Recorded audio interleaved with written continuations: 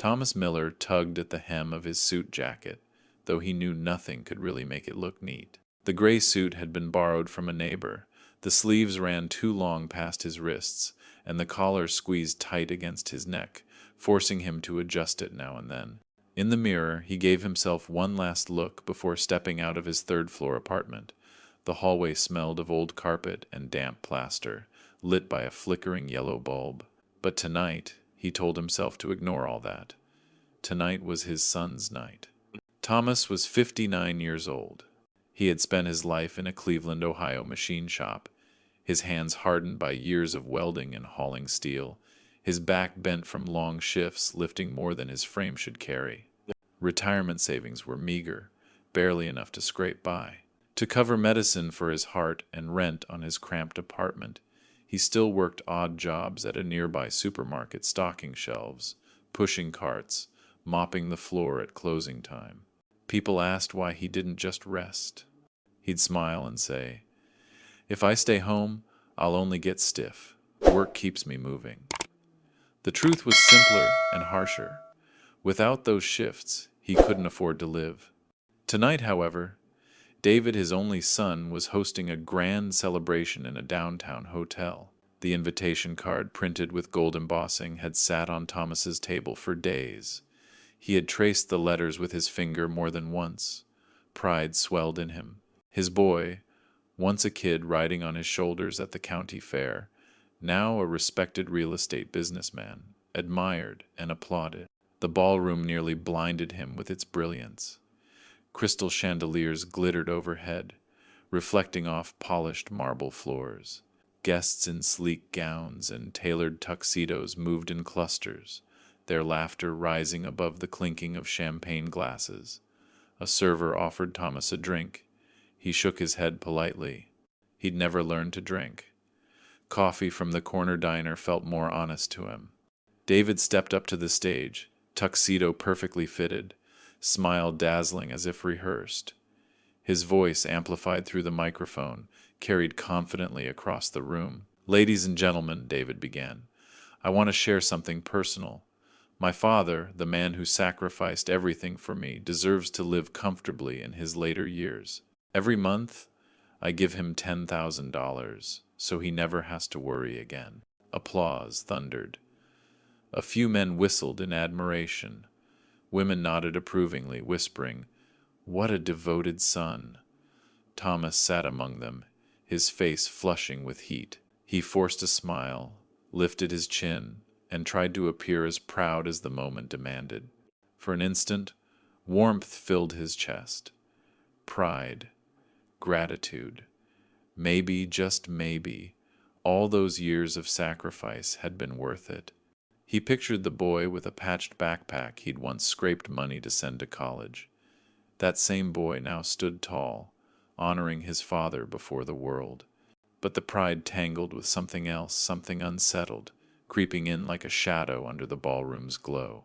Thomas thought of his small apartment on St. Clair Avenue, where the heater sputtered and groaned through Ohio winters. He thought of the rusty pickup that coughed smoke at every stoplight, of pill bottles lined neatly on the kitchen counter, of the overdue electric bill tucked under the toaster. Amid the chandeliers and applause, he saw instead the lonely bowl of canned soup he often reheated for dinner. David's words floated like silk over bare truth. The crowd clapped for a story Thomas didn't recognize.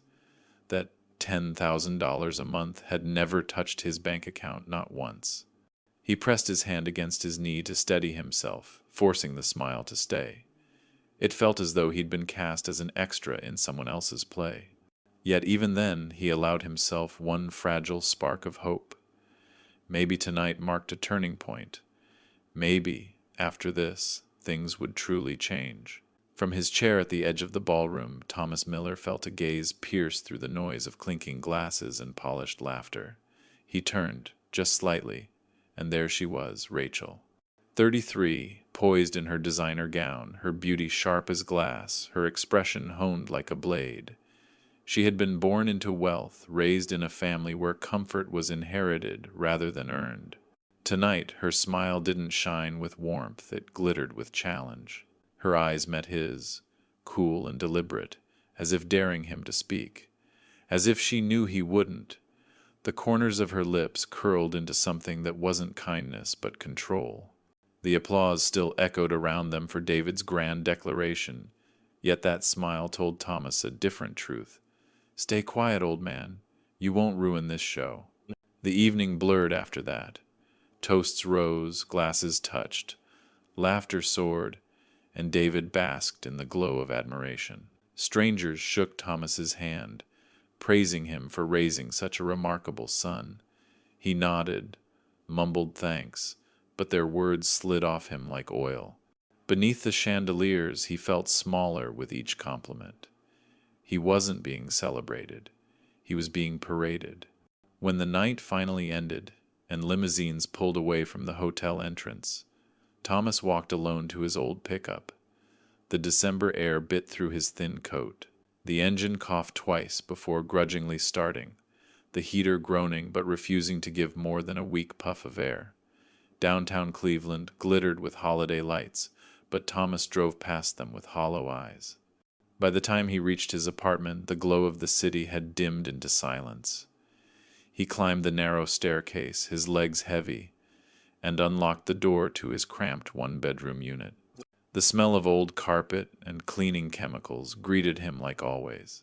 He flicked on the light, and reality stood waiting on the kitchen table. A stack of envelopes, electricity, gas, rent, each stamped with warnings he knew too well. The numbers screamed louder than any toast he had heard that night. Past due, final notice. Thomas dropped his borrowed suit jacket over the back of a chair and sat down hard. His eyes drifted to the chipped mug on the counter, still holding the dregs of coffee he'd drunk before leaving for the party. He rubbed his temples, trying to reconcile the two worlds he had stepped through in one night. The gilded ballroom where his son bragged about giving him $10,000 a month, and this room where he scraped coins to feed the parking meter. He pulled out his old flip phone and checked his balance, though he already knew what he would find. The small screen lit up, numbers glowing pitifully. Nothing new, no mysterious deposits, no grand gesture of support, just the same grim balance that had haunted him for months. $10,000. The words replayed in his head like a cruel joke. His son had said it so smoothly, so convincingly, as if generosity were his second nature. The crowd had believed it. They had applauded, they had lifted David higher. And Thomas had sat there, clapping too, the lie echoing louder than truth.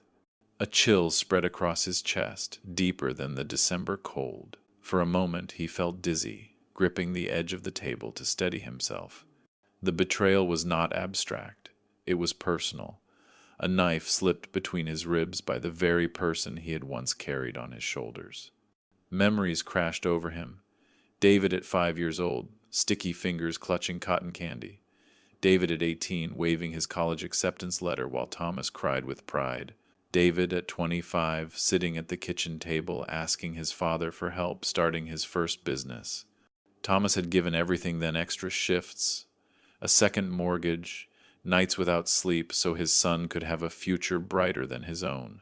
And now, that same son had rewritten the story. In David's version, Thomas was the dependent, the retired father living in comfort, funded by a successful son's generosity.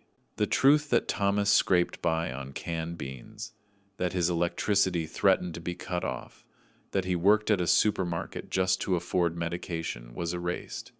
He wasn't a man anymore. He was a prop. Thomas pressed his palms against his eyes until sparks of light danced in the darkness. Shame prickled hot across his skin. The humiliation was heavier than the overdue bills in front of him. His own child had stood before a room full of powerful people and used his name, his life, as a stepping stone. And Rachel, her smile lingered in his mind. She had known. She had enjoyed it. To her, he wasn't family. He was leverage. The clock ticked on the wall, steady and merciless. Midnight crept in. Thomas sat alone at the table, the city outside his window quiet and indifferent. He looked again at the stack of bills. He thought of the applause, And then the realization hit, hard and unyielding. The $10,000 was a lie. He had never seen a single penny. The applause, the praise, the image of the devoted son, it had all been built on his silence, on his willingness to sit still and smile, on his absence of protest. For the first time, the silence felt unbearable. The apartment was quiet except for the hum of the old refrigerator. Thomas sat at the kitchen table, the bills still fanned in front of him like a deck of cards dealt by a cruel hand. He leaned back in his chair, eyes unfocused, and for the first time in a long while, memories pulled him backward. He saw David as a boy 5 years old, perched on his shoulders at the county fair. The child's laughter rang out as he pointed at the Ferris wheel, sticky cotton candy in hand, his small legs dangling against his father's chest. Thomas remembered the ache in his back that night, but he also remembered thinking, I'd carry him forever if it meant keeping that joy in his eyes. Another memory flickered.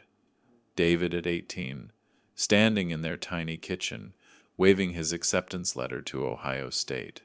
Thomas had cried then, silently, hiding his tears behind a mug of coffee so his son wouldn't see. He had promised himself that no matter what it took, he would find the money to help David chase his dreams. And then David at 25, leaning across the same kitchen table with desperation in his eyes. Dad, I just need a loan to get started, just until the business takes off.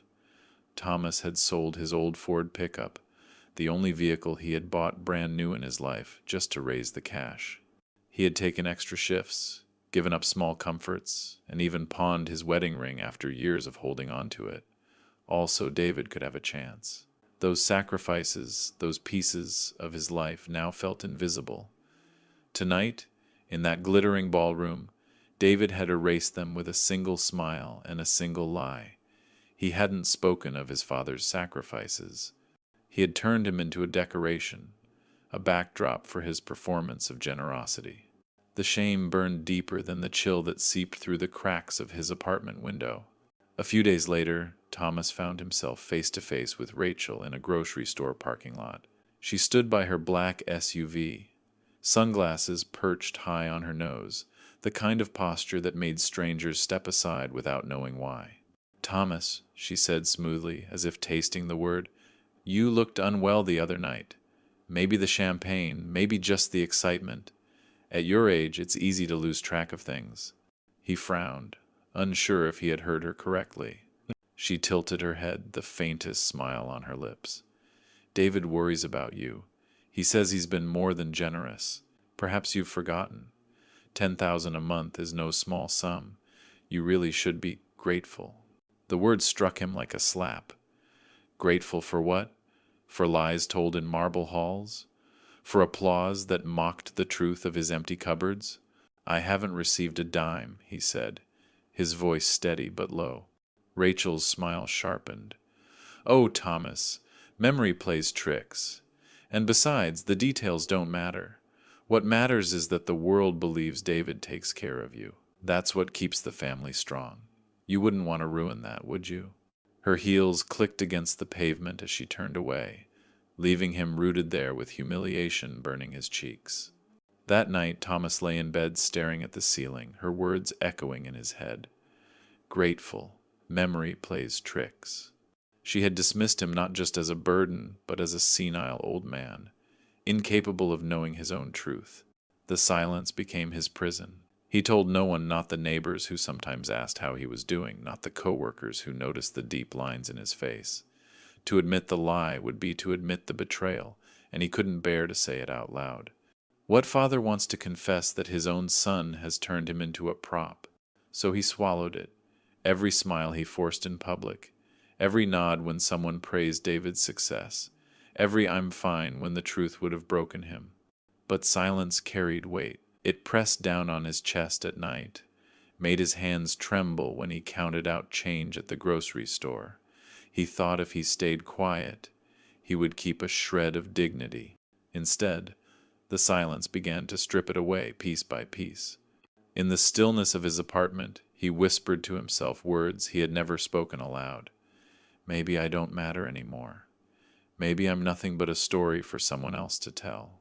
The refrigerator hummed on, indifferent. Outside, snowflakes drifted past the window, soft and soundless, and Thomas lay awake, buried not in noise but in the crushing weight of his own silence. The following week at the supermarket, Thomas moved slower than usual.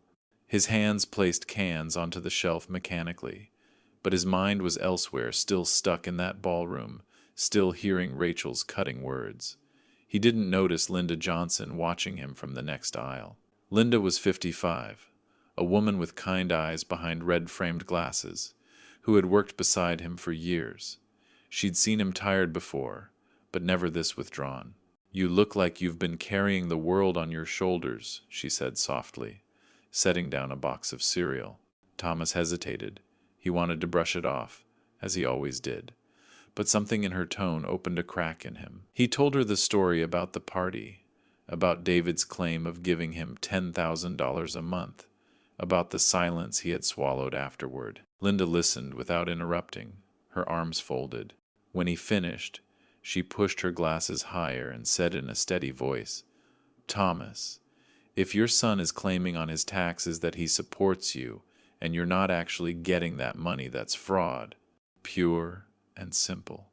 The word landed like a strike of lightning. Fraud. It wasn't just humiliation anymore. It wasn't just a lie to save face in a ballroom. It was something with legal teeth. For the first time, Thomas felt the anger in him sharpen into purpose.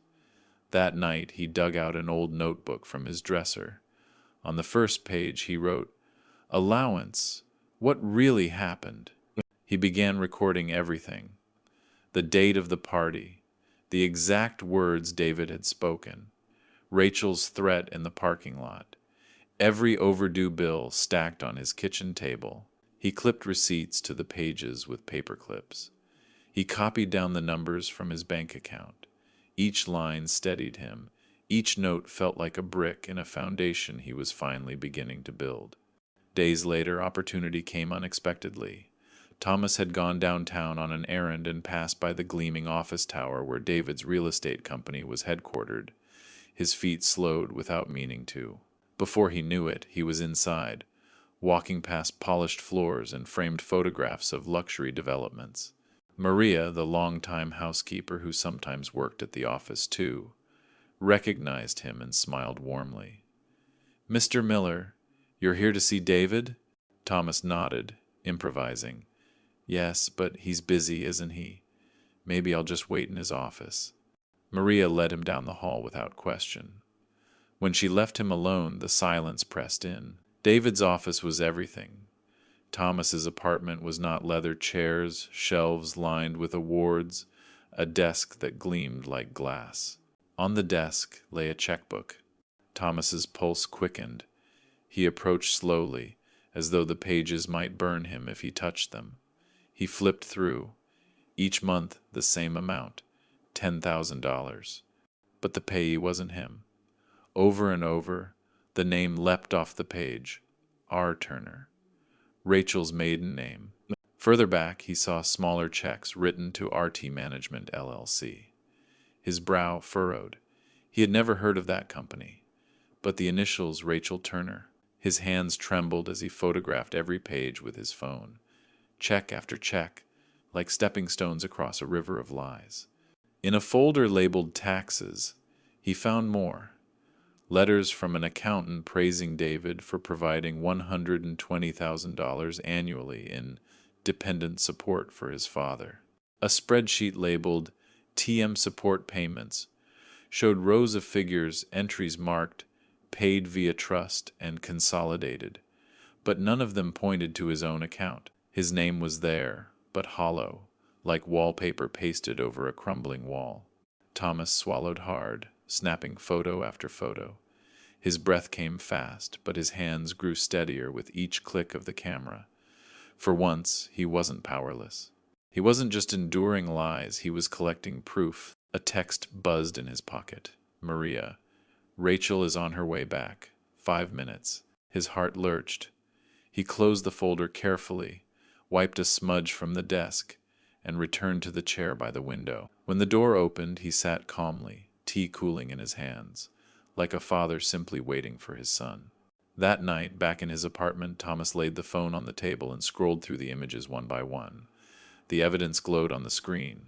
The checks, the company name, the accountant's letter. Each picture was a weapon against the lie that had suffocated him for weeks.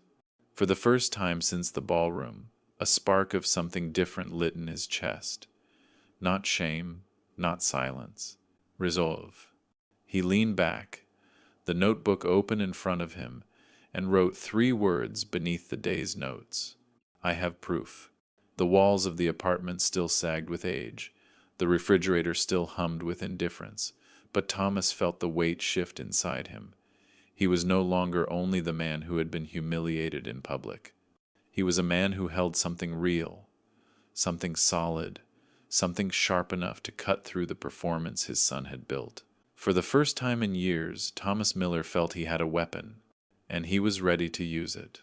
The phone rang 3 times before David answered. "Dad?" His voice was smooth, almost distracted. Thomas tightened his grip on the receiver. "David, I need to ask you something. At the party you said you give me $10,000 a month. Why did you say that?"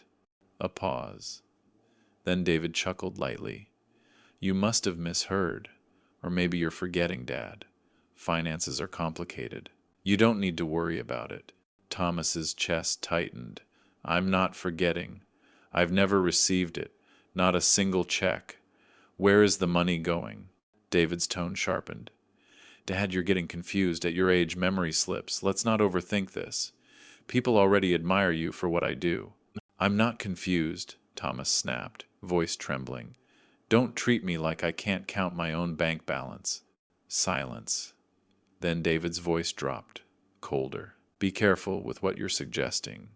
It makes you sound unwell." The line went dead. Thomas sat frozen, the dial tone buzzing in his ear. A mixture of fear and rage burned inside him. For the first time, he pressed the small red button on the recorder he had bought at a pawn shop. He played the call back, listening to every word. His son's voice dismissing him, his son suggesting senility.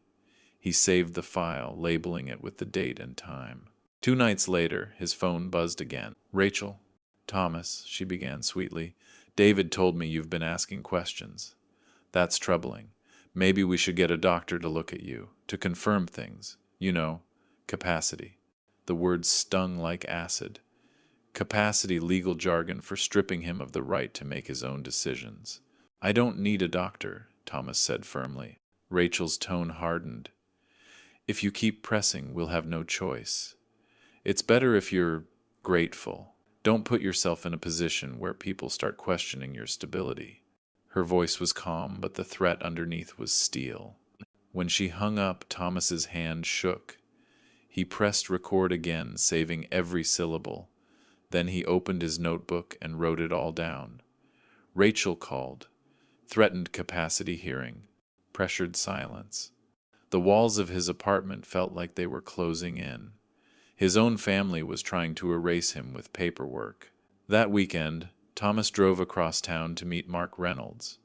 They hadn't spoken in years, but Mark had once been his friend, back when they were both in their 20s working construction jobs.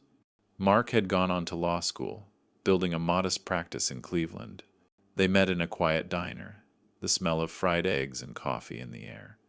Mark looked older, lined face, graying hair, but his handshake was still firm. "Tell me everything," he said. So Thomas did. About the party, the checks made out to Rachel's maiden name, the threats on the phone. He slid the recorder across the table, played back David's voice, dismissing him as senile. Mark's expression hardened with each passing second. When the recording ended, Mark leaned back. "Thomas, what you're describing has a name. It's elder financial abuse. If your son is claiming support he doesn't provide, if he's funneling money elsewhere, and if they're threatening to declare you incompetent, that's abuse. Financial and legal." The words hit Thomas like a jolt of electricity. Abuse. It was no longer just betrayal. It was a crime. Mark continued, his voice low and steady.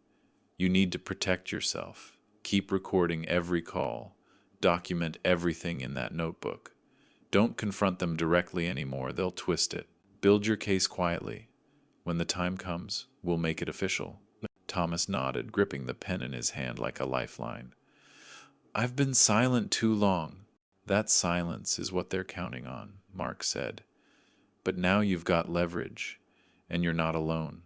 When Thomas left the diner, the winter wind bit at his face, but inside, something had shifted.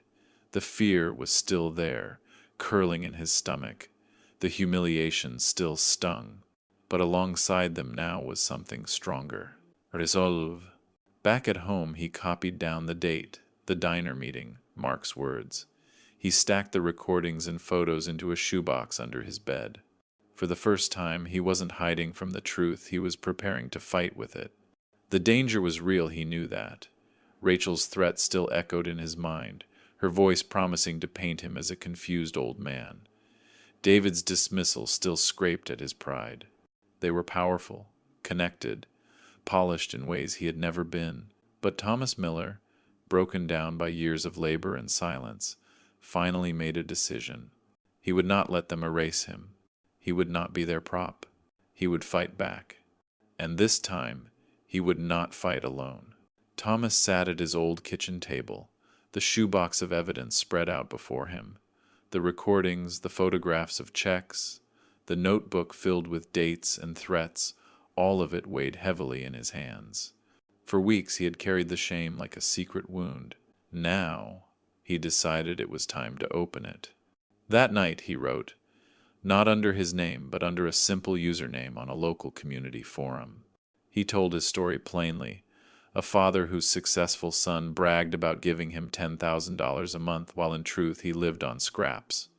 He described the silence, the threats, the manipulation. He uploaded blurred photos of the checks, snippets of audio where David dismissed him as senile, Rachel hinting at doctors who could declare him incompetent. He hit post. By morning, it had spread.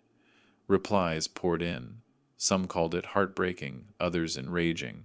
Strangers confessed they had lived through the same thing, sons and daughters who used their parents for money, image, or power.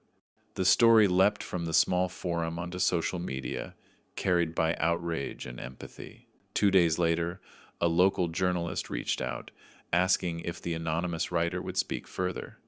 Thomas hesitated, then agreed to share documents.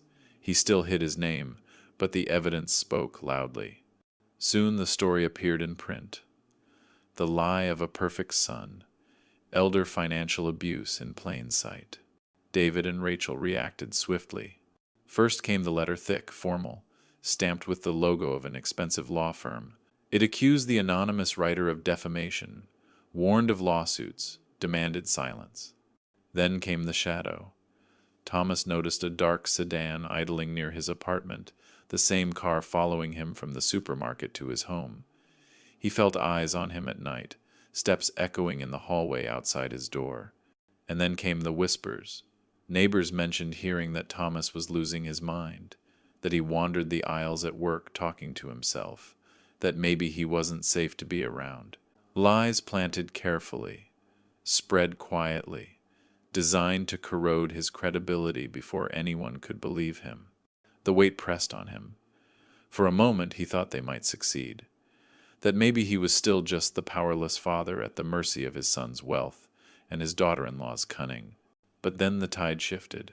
Maria, the housekeeper who had worked in David's home, reached out. She told a journalist that she had seen checks written in Rachel's name, had heard arguments about where the money was going.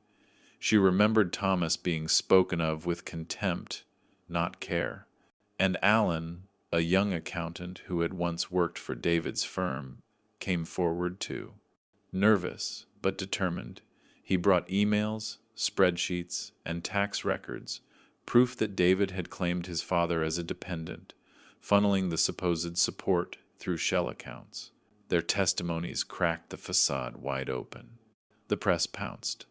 The same newspapers that once praised David for his booming real estate ventures now ran headlines about fraud, deceit, and betrayal. Commentators debated on radio and television. Was this the face of a family man, or a mask covering exploitation? David and Rachel's empire began to shake. Investors pulled back. Partners grew wary. Invitations to events dried up. Their carefully curated image, philanthropic, loving, untouchable, splintered under the weight of truth. For Thomas, it was both vindication and agony. Each article felt like justice clawing its way into daylight, but also like salt poured onto an open wound. He never wanted fame. He never wanted revenge that cost his family everything. He only wanted dignity, acknowledgement, the simple truth that he had been wronged. One evening he sat alone at his table again, the hum of the refrigerator steady in the background. He read the newest headline, Community Rallies Around Anonymous Victim of Elder Abuse. The article praised the courage of the unnamed man. Thomas put the paper down slowly. His hands shook. Tears blurred his vision. The world now knew the truth. David and Rachel's kingdom was collapsing. But so too was the illusion that Thomas still had a son he could believe in. The applause of that ballroom was gone, replaced with echoes of betrayal. The pride he once carried was ashes now. And though justice was finally near, it came with a price he could never reclaim. The dawn broke gently over Cleveland, painting the horizon in soft strokes of gold and pale rose. From the small balcony of his aging apartment, Thomas Miller sat with a chipped mug of coffee warming his hands. The steam curled upward into the crisp morning air, dissolving slowly, like the remnants of a long and heavy storm. He leaned back in the creaking chair, eyes tracing the quiet streets below. For once, he did not think about overdue bills or the humiliation of ballroom lies. For once, the silence wasn't heavy, it was a companion. In that stillness, he acknowledged a truth he had avoided for too long. The son he once believed in no longer existed. The little boy he had carried on his shoulders at the county fair, the young man he had sacrificed everything to support those versions of David, lived only in memory now. The man who remained was someone else, someone willing to trade his father's dignity for applause. The loss was real, and it cut deep. But alongside the loss came something unexpected. Release. Thomas had wrestled with silence for months, believing it protected his family's image, believing it preserved something worth saving, yet silence had only chained him to lies. Breaking it, speaking the truth, exposing the deception, had cost him, yes, it had cost him illusions, comfort, and the fragile hope that his son might change. But in return, it had given him something greater. It had given him freedom. Now he was not alone. Messages flooded the forum where he had first posted his story. Strangers reached out, men and women who had endured similar betrayals, who had been silenced in their own ways. They called him brave. They called him a voice for those who could not yet speak. For the first time, Thomas felt less like a victim and more like part of a community, bound together by truth rather than shame. He sipped his coffee slowly, watching the sun climb higher, its warmth touching even the cold brick walls of his neighborhood. Each beam felt like a quiet reassurance. Life moves forward. Pain doesn't vanish, but it transforms. He breathed deeply, filling his lungs with the cool morning air. The bitterness of betrayal still lingered, but beneath it was something steady, his own dignity, intact at last. Thomas whispered to himself, almost like a prayer. Silence feeds lies. Truth, no matter how sharp, is what sets you free. The city stirred awake below him. Cars hummed, shop doors opened. The world moved on, and so would he. He turned his gaze to the rising sun, letting its light wash over him. And he left the question hanging, for anyone who might hear it in their own hearts. If your own child turned against you, what would you do to keep your dignity and your peace?